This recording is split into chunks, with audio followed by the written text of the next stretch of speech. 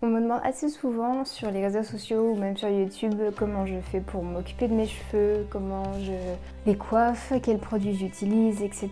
Ce qui au début me surprenait un peu, sachant que ma chaîne n'est pas vraiment sur le thème de la beauté ou sur le thème du soin des cheveux, etc. Mais finalement, je me suis dit que j'allais quand même te faire une vidéo pour te parler des cheveux en général selon l'Ayurveda et pour en profiter pour répondre à toutes vos questions sur mes cheveux.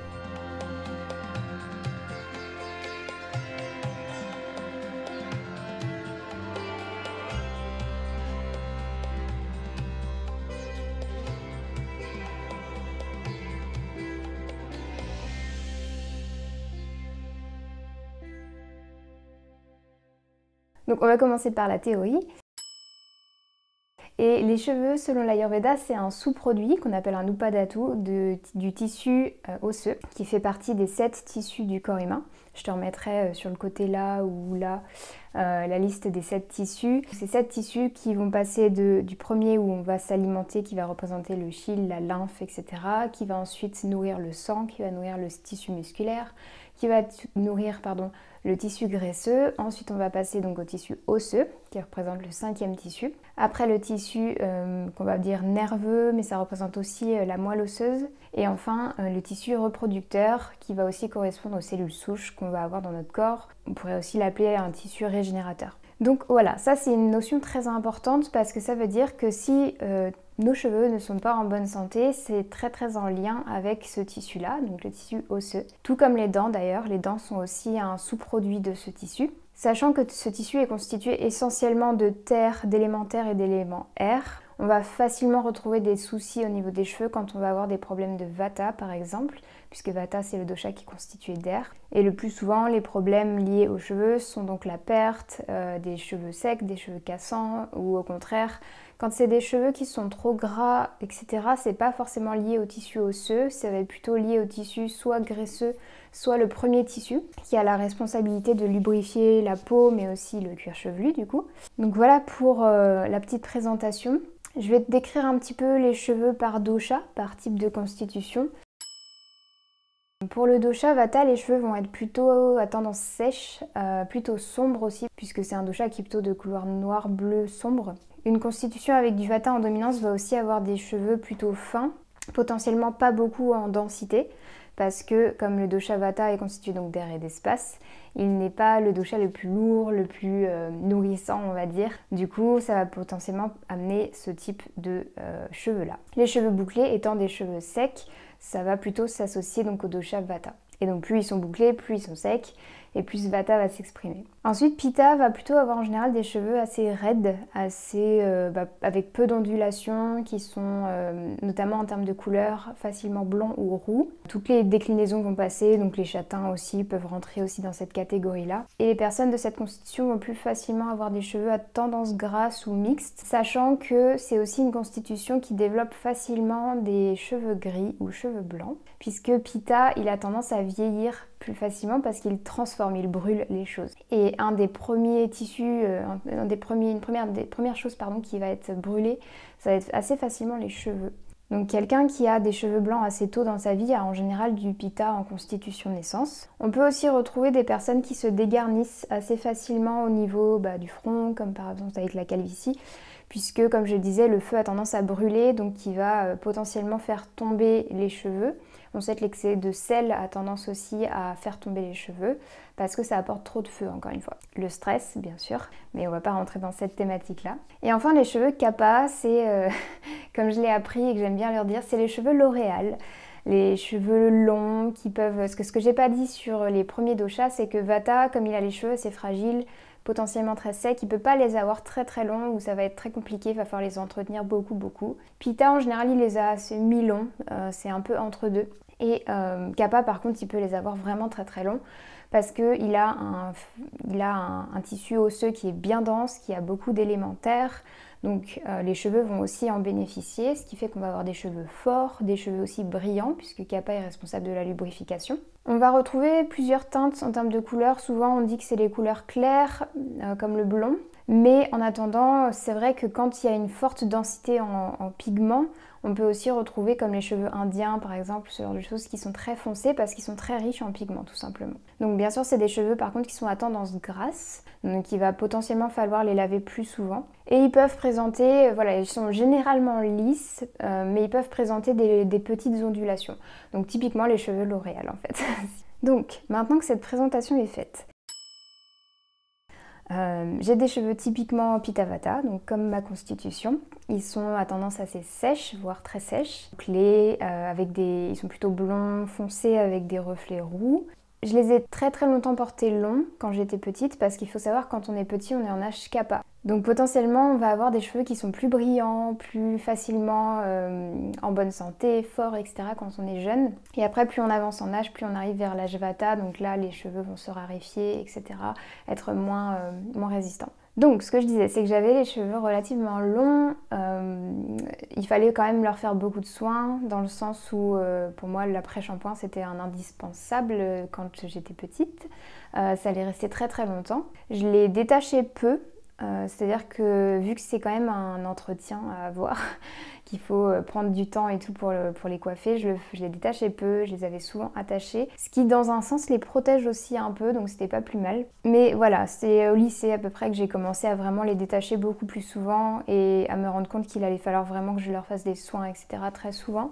Et puis arrivée en fac de médecine, j'ai eu un coup de j'ai envie de changer de tête et j'ai tout coupé, très court, je mettrai quelques photos.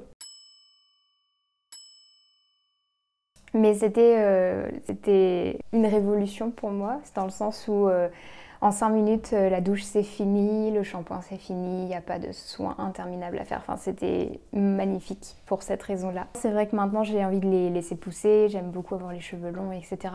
Mais c'est vrai qu'au niveau entretien, avoir les cheveux courts, mais c'est tellement génial.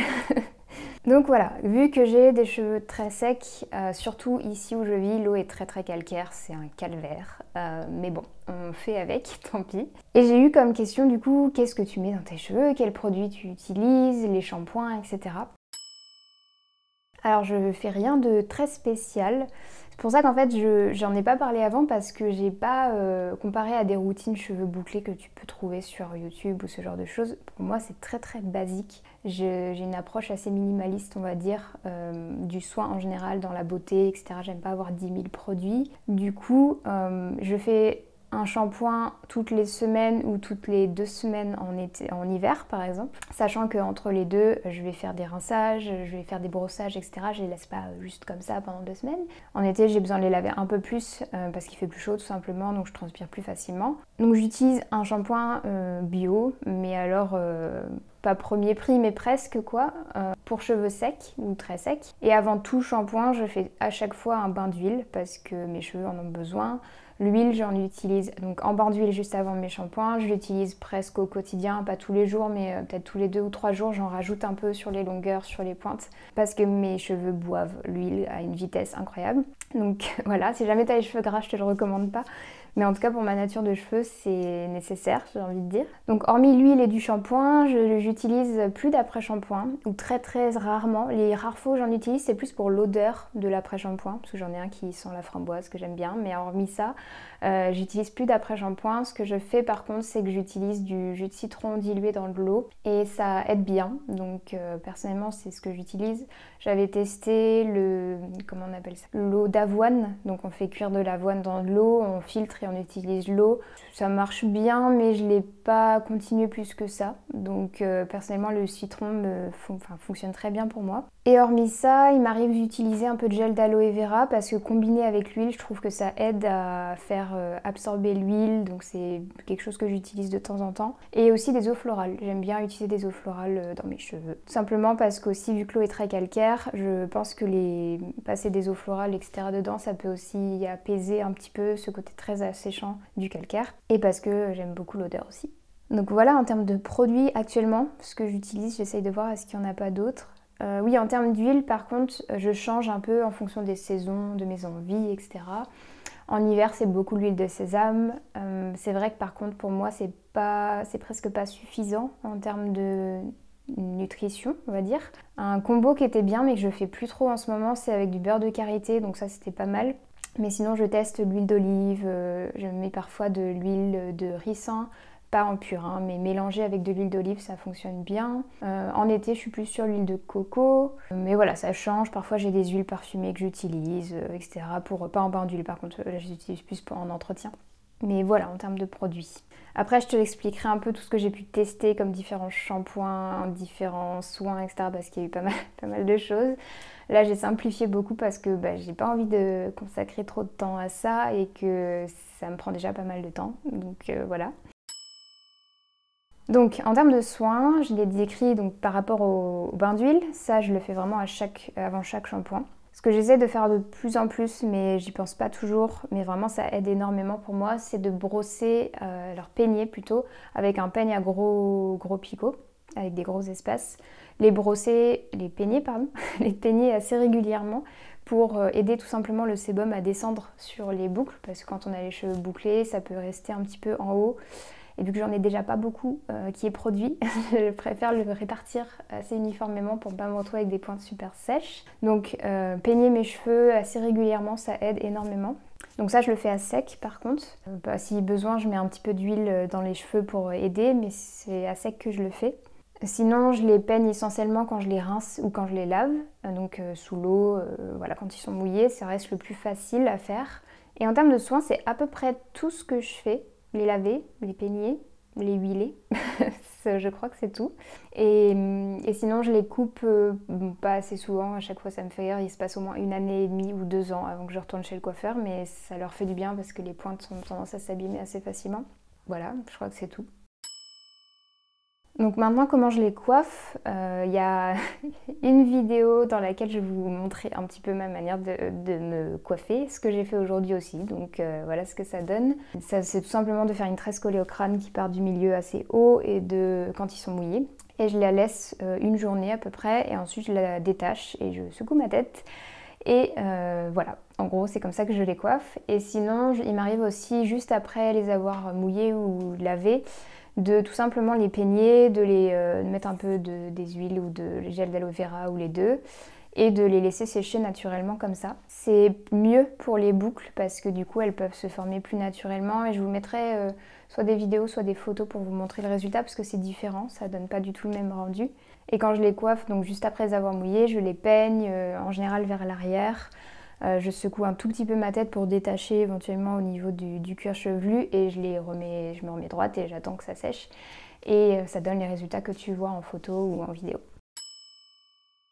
Je vais maintenant te parler de tous les trucs que j'ai testés, que j'ai pas forcément continué, etc. Comme ça tu pourras voir aussi mon retour d'expérience. J'ai testé le shampoing à l'œuf, c'était il y a 2 ou 3 ans maintenant. Donc en gros, tu mixes un œuf classique et tu vas l'appliquer sur ton cuir chevelu, sur tes cheveux, etc. Tu vas masser, etc. et rincer et ça fonctionne très bien. Sachant qu'il y a des agents dans le blanc de l'œuf notamment qui sont nettoyants dans le sens moussant. Donc ça aide à nettoyer les cheveux, ça marche vraiment très bien.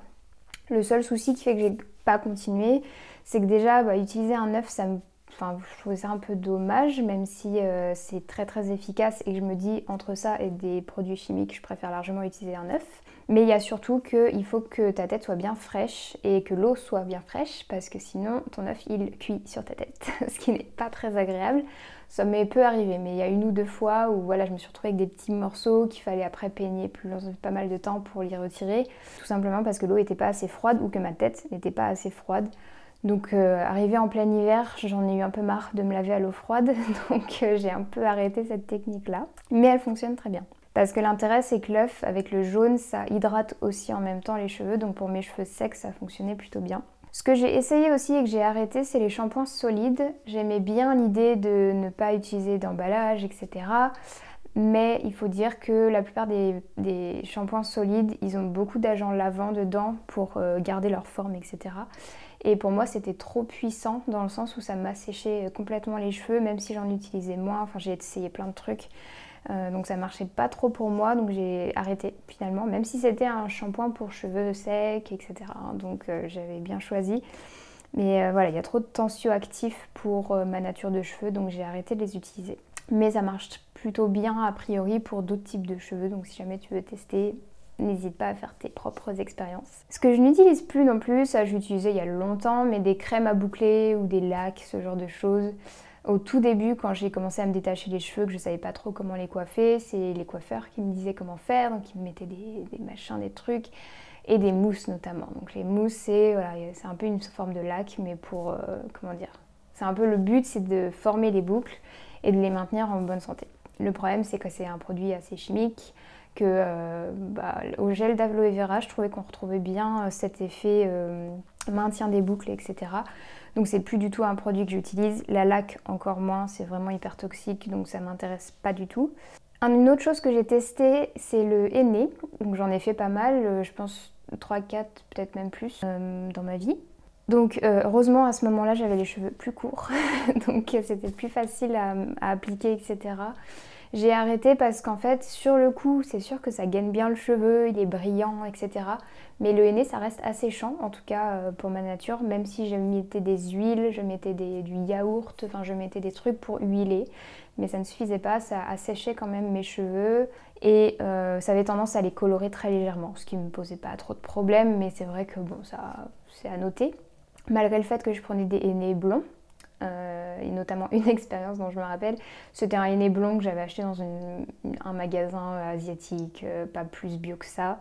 Et je me suis retrouvée avec toute la partie ici qui est plus claire, rousse quoi, orange, vraiment orange.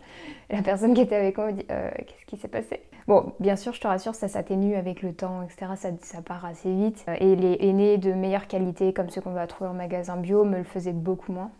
Mais ça reste que ça teinte très très légèrement, malgré le fait que ce soit du henné blond. Donc pour toutes ces raisons, je ne le fais plus. Et en plus, ça prend énormément de temps. Et puis c'est juste un truc qu'il faut faire, qui m'apporte pas grand chose, donc je l'ai retiré tout simplement. J'ai aussi essayé le Rasoul, qui est une forme d'argile pour nettoyer mes cheveux. Encore une fois, ça fonctionne très bien. Je l'ai essayé de plusieurs manières, mais celle qui marchait le mieux pour moi, c'était de le mettre dans un yaourt de soja. Donc je prenais un bol, je mettais mon yaourt de soja, 1 ou 2 cuillères à soupe de Rasoul. Et ça me permettait de nettoyer très légèrement mes cheveux quand il n'y avait pas grand chose. Par contre, il ne fallait pas que je fasse de bain d'huile avant, parce que sinon c'était pas suffisant pour nettoyer l'huile. Mais ça marchait plutôt bien. Maintenant, je l'utilise plus parce que quand même le Rasoul c'est asséchant, que ça nettoie, mais si je peux pas faire de bain d'huile avant, ça m'intéresse pas trop parce que moi j'en ai vraiment besoin, mes cheveux en ont besoin en tout cas. Donc j'ai arrêté de l'utiliser, ce qui veut pas dire que je l'utiliserai plus. Ça m'arrive occasionnellement dans des shampoings, ce genre de choses de l'utiliser, mais c'est très rare. Les après-shampoings, comme je te disais tout à l'heure, c'est quelque chose que j'ai utilisé depuis mon enfance, hein, littéralement, et que j'ai arrêté. Tout simplement parce que voilà, le jus de citron me suffit. Et ce que j'aime moins aussi avec les après-shampoings, particulièrement bio, j'ai remarqué, mais je pense que c'est général, c'est qu'ils ont tendance à laisser quand même une sorte de couche sur les cheveux, une sorte de texture qui me plaisait pas trop. Donc j'ai préféré l'arrêter tout simplement. Et encore là, je te dis ça, un jour J, ça va potentiellement changer, peut-être qu'il y a des choses qui vont se rajouter, qui vont s'enlever, etc. Mais actuellement, c'est comme ça. Et il y a plein d'autres choses que je n'ai jamais testées et que je n'ai pas trop l'intention de tester vu ma nature de cheveux. Ce sera par exemple les farines de pois chiches. Farine de pois chiches, ça marche très bien pour nettoyer les cheveux, c'est particulièrement pour les cheveux gras justement. Le souci, c'est que moi, tout ce qui est poudre, j'ai pas envie dans mes cheveux.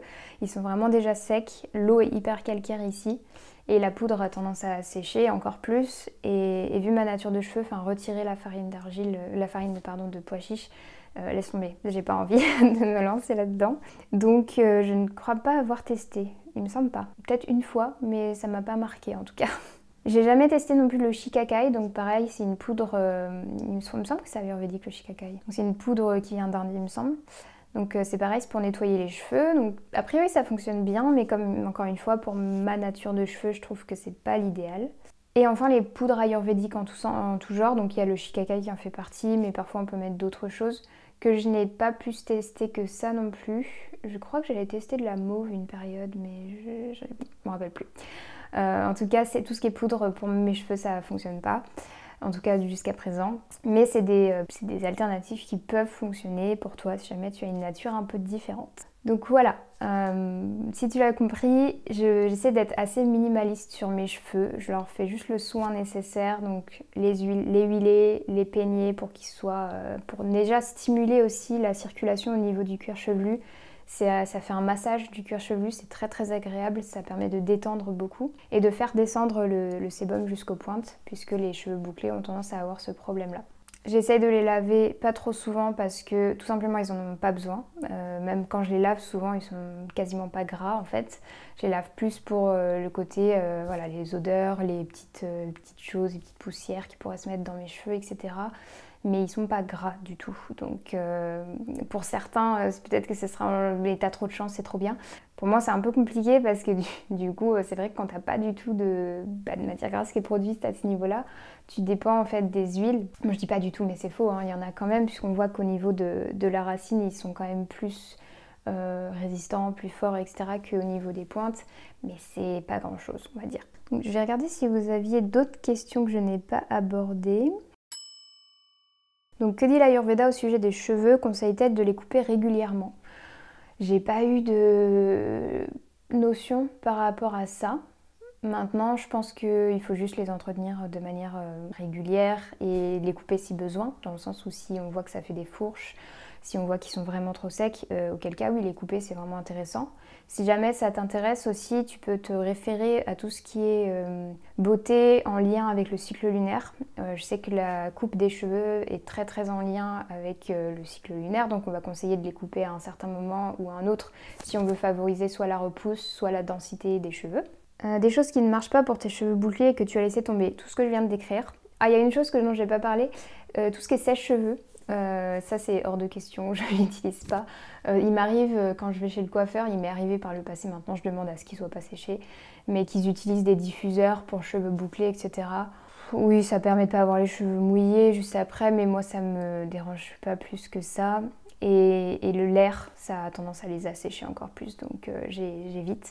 Et le fer à lisser, fer à boucler, fer à machin, fer à truc qui m'est arrivé d'utiliser quand j'étais plus jeune parce que voilà, les cheveux bouclés quand j'étais plus jeune c'était pas du tout à la mode. Et bon, je me suis lissé quelque chose comme 2 ou 3 fois dans ma vie parce que comme je les avais longs, peut-être aussi longs, voire plus longs qu'aujourd'hui à l'époque, autant te dire que les lisser c'était plus d'1 heure en fait. Et on me l'a fait. Quelqu'un de ma famille me l'a fait, mais alors moi le faire toute seule c'était hors de question. Et ça les abîme beaucoup trop en fait, sécher, faire des couleurs par exemple, j'ai jamais fait de couleurs parce que c'est pas quelque chose qui fonctionnerait pour mes cheveux et j'ai pas envie de changer leur couleur. Donc fer à boucler, fer à lisser, sèche-cheveux, etc. c'est pas du tout quelque chose que j'utilise. Et en dernière question, j'avais conseil numéro 1, le conseil, pour garder des belles boucles. J'ai envie de dire que ça va dépendre de ta nature de cheveux. Personnellement ils sont vraiment secs, donc pour moi ça va consister à les huiler régulièrement, à faire en sorte aussi, en fait pas trop les attacher aussi parce que mine de rien la nature de la boucle est d'une certaine manière, j'arrive pas à m'exprimer.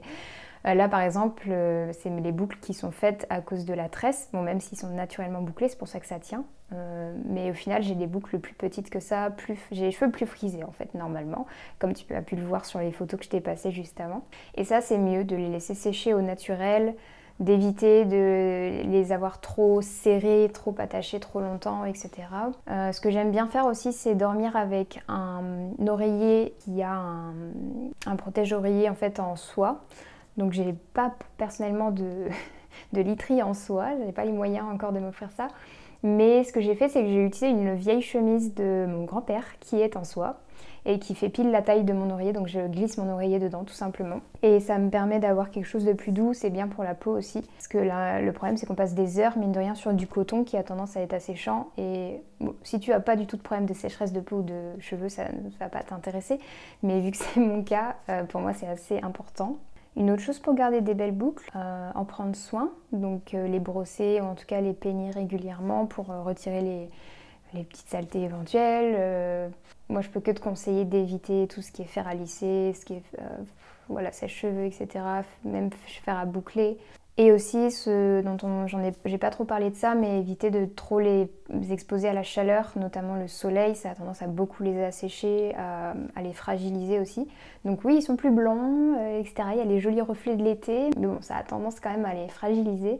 Donc ce que je fais souvent quand je vais à la plage, par exemple, ce genre de choses, c'est que je mets d'abord de l'huile de coco dans mes cheveux, parce que l'huile de coco a une qualité rafraîchissante, et ça les protège assez bien du soleil et aussi du sel de la mer, si jamais je me baigne dans la mer. Et l'idéal, c'est toujours bien sûr de porter un chapeau, en fait, tout simplement, et être patient, parce que là, par exemple, en ce moment, j'ai des cheveux vraiment particulièrement secs. Je pense que c'est les chaleurs qui remontent et probablement voilà, une tendance qui se passe en moi de manière générale, la sécheresse. Et donc j'ai perdu aussi pas mal de cheveux. Ça peut être dû à plein de choses, hein, mais je m'inquiète pas plus que ça, surtout que j'ai déjà une bonne densité et que je suis de manière générale en bonne santé. Mais il y a des jours où mes cheveux ils sont pas beaux entre guillemets, ils sont pas brillants, comme là par exemple ils vont être très très secs, ce genre de choses. Et c'est pas grave en fait, c'est pas grave du tout et j'essaie d'accepter ça aussi. Parce que oui, vous voyez peut-être plus dans mes vidéos les jours où je suis bien coiffée, ce genre de choses. Et la plupart du temps, enfin je vous le cache pas, quand j'ai des... Soit j'attache mes cheveux, soit je les mets en arrière, mais même il m'arrive maintenant de faire des vidéos où j'ai mes cheveux qui sont pas du tout formés en termes de boucles. Donc bref, ça pour dire, les accepter tels qu'ils sont, je pense que c'est la base de tout. Et si jamais tu veux aller explorer plus les cheveux bouclés, etc., il y a un compte Instagram et maintenant c'est une boutique en ligne carrément qui s'appelle La Belle Boucle. J'aime bien aller voir ce qu'ils font de temps en temps dessus, où ils parlent de routine pour cheveux bouclés. Ils ont quand même ce côté routine naturelle, donc ils ne te font pas tester des produits hyper chimiques ou des mousses, ce genre de choses. C'est une fille qui a monté ça avec quelques autres personnes et qui teste tous les produits sur elle avant de les mettre en ligne sur sa boutique. Donc c'est que des produits bio, il me semble, ou naturels. Et elle te décrit vraiment des techniques pour former tes boucles, etc. Donc si c'est un sujet qui t'intéresse, je t'invite vraiment à aller voir ce compte Instagram là. Donc voilà, j'espère que cette vidéo t'aura plu, que j'aurai répondu à tes questions. Si tu en as d'autres, comme d'habitude, n'hésite pas à me les mettre en commentaire et j'y répondrai avec grand plaisir. Si tout ce qui est routine, soins, etc. ça t'intéresse, il y aura un e-book qui sera peut-être sorti quand tu vas regarder cette vidéo, je ne sais pas encore, mais sinon je te mettrai le lien en barre de description, qui parle de la routine ayurvédique, donc la Dinacharya. C'est tout ce qu'on va faire au cours de la journée pour prendre soin de son corps, de son esprit, etc. Et je t'ai créé un e-book complet qui te décrit toutes les étapes, comment les mettre en pratique dans ta propre vie, comment l'adapter à toi. Il y a plein de dessins dedans, encore une fois, parce que c'est comme ça que j'aime transmettre ce que je partage, tout simplement. Donc voilà, si c'est quelque chose qui t'intéresse, je t'invite vraiment à aller y jeter un œil. Je te souhaite une très belle journée, prends bien soin de toi et je te dis à bientôt dans une prochaine vidéo.